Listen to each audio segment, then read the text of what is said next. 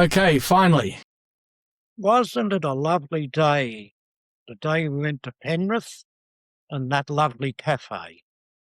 And the wait, Yes, and service and the attitude were good. it was actually. What was it called? Teaspoon Cafe. The Teaspoon Cafe near the TAFE, I think. Yes.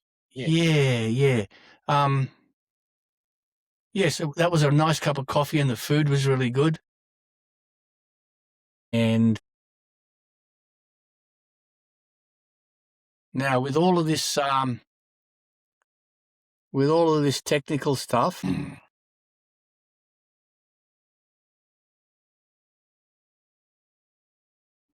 all these glitches we've had with digital technology, when it works, and when it doesn't, it's a real pain.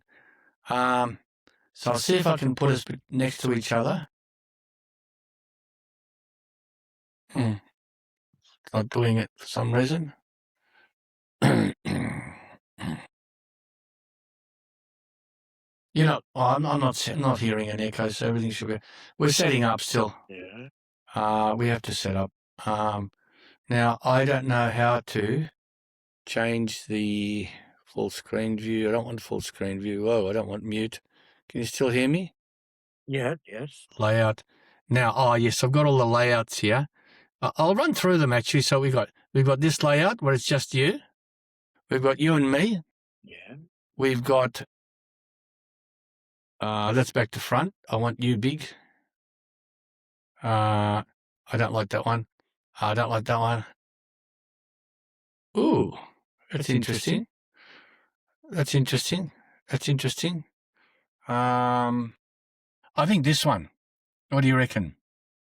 Keep it simple? Yeah. Okay. I've only got you and me. Yeah, you and me, but I don't know if you saw the setup that I just ran through. No. Oh, it doesn't matter. I think this is the way to go.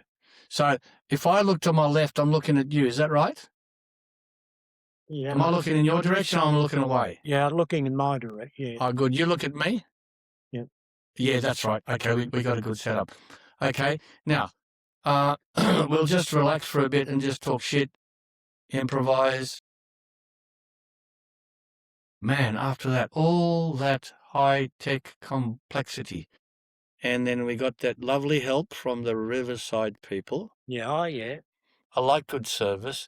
It reminds me, what were you talking about a minute ago?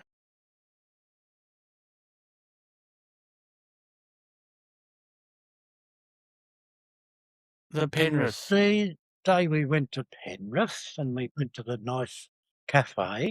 Yep. Oh, yeah. What was it called? Teaspoon Cafe. Teaspoon Cafe.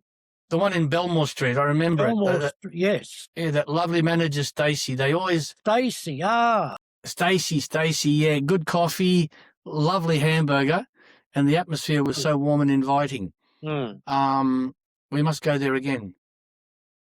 Well, Mr. Brown, I'm handing over the baton to you. Oh, yeah. And I'm looking forward to your next adventure or your continuation.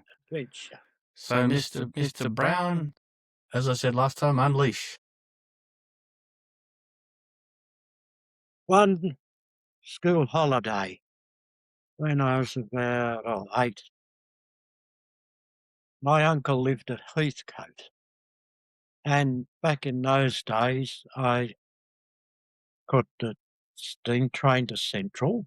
I think my mother accompanied me. And then I met my cousins and we got on the suburban train to Sutherland.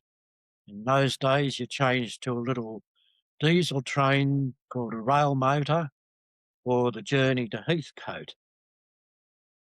And I saw that my cousin had rode a bicycle and with Sturmey Archer hub gears. So I wanted a bicycle with gears. And I remember there was, in my hometown of Katoomba, there was a bicycle shop at that point in time. And I picked up a brochure from it. and I had that at my grandmother's place, and I read in the brochure, "A thing of beauty is a joy forever." So my parents were aware that I wanted a bicycle, and what happened was I spent some time at my grandmother's house. My mother conveyed me around there after I'd been in hospital. So during that time, there was a jumble sale advertised in the paper at a house that my father had painted in a nearby street. So unbeknownst to me, my mother walked around to the sale and bought a bicycle with the back pedal brake and must have wheeled it home. Then, meanwhile, my father, who painted houses at the time, he painted a house in Katoomba for a lady, and in return to her generosity, she bought me a bicycle and she bought my sister a doll. So she brought those items up in her car. So meanwhile, I was still at my grandmother's house and I dropped in at my parents' house, walked in the door, saw in the laundry an old bike and a new bike, and both with a back pedal brake. To my sorrow, I was maybe unjustifiably ungrateful because I wanted a bike with gears, because you need gears to get up the hills in Katoomba. And back at my grandmother's place, was crying, wailing. A neighbour across the road asked me, "Well, what was all that wailing about?" I said, "Oh, Mrs. So-and-so, I got bitten by a bug in Gran's plum trees." "Oh, that's what it was about." But in reality, it was about the bicycles. So forward in time, when I was a teenager in high school, I had two friends at school, Jeff and Richard, and we belonged to a church fellowship together, which met on Friday night. So it happened Geoffrey and Richard decided to build a go-kart. So I ended up being invited to go down to Geoffrey's house on the weekend and watch their progress in building the go-kart.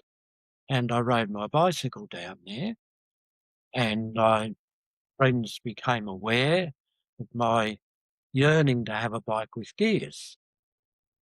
And it happened, as luck or the cosmic would have it, Geoffrey had the expertise to convert the bicycle wheel from back pedal brake to gears. And as luck would have it, there was a car dealership in the main street in the road in Katoomba by the name of Seams, and through them I bought the necessary parts: a hub gear wheel, the gear control and the cables, and Jeff, with my aid, converted the bicycle from back pedal brake to a bicycle with gears. When I got the gears on the bike, that opened up a whole new world to me, and which led to another chapter whereby I rode the bike from Katoomba to Bathurst one Friday during the school holidays. But that's another story. So you had the good gears on the bike? Yes. When you went to Bathurst. Nice. And on top of that, most bicycles with Sturmey Archer gears were 3-speed. But I bought one with a 4-speed because Jeff had 4-speed gears on his bike with an extra low, because he lived at the bottom of a steep hill in Katoomba, so that enabled him to get up the hill more easily.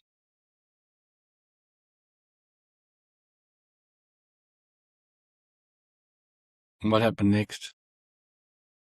I enjoyed having the bike with gears until when I started work in Sydney. I hardly ever rode the bike on the weekend, and subsequently bought a car and gave the bike away to a boy that we knew. Our fathers were friends, so I knew this boy Lawrence and gave him the bike. What sort of car was it? My car? It was an Austin Lancer. It was an old car, British made, and was built for British English conditions. And when I was living in a house in Neutral Bay, the house was also lived in by a man who was editor of Sports Car World, and I told him, oh, my first car was a Lancer, and he wasn't aware. He said, oh, you thought it was a Mitsubishi Lancer. I said, no, stupid, an Austin Lancer, an old car, English car from the late 50s. Those were the days. When I was 21, the Mitsubishi Lancer didn't exist. Did they have real leather seats? You could smell the leather? On the bike? Yeah, on the car. I did have nice upholstery in the Austin Lancer. They did in those days. I remember there was wood panels and real leather. You could smell the actual leather. Well, I had what they call badge engineering. There's a Morris model similar to the Lancer, but I bought the Lancer from a yard in Sydney, and my whinge about the Lancer was it didn't have self-cancelling blinkers. You had to cancel them yourself. So then it was my dream to have a car with self-cancelling blinkers, and I annoyed my workmate whinging about I dreamed of having a car with self-cancelling blinkers. Right. So what's a self-cancelling blinker? Is that a 50s thing? 60s? Oh, so if you're not au fait with cars with an indicator on the steering column, you turn the indicator to indicate you are going left or right or pulling out from the curb, and when the wheel straightened, the indicator would turn off by some mechanism in the column. However, the Lancer wasn't built with that mechanism because it was crude, and so you had to do it by hand. By hand, and with the bike, I had a rhyme. When I had a bicycle, it was my year, my dream was my dream during those years to have a bike with gears. Right. So that's the story of the bike with gears. Yes, yeah. That was sort of going back before the journey to Bathurst, isn't it? Yeah. Nice. And then you went forward into the car. Nice. Is that the story for today? Yeah. Well. Yeah. Yes.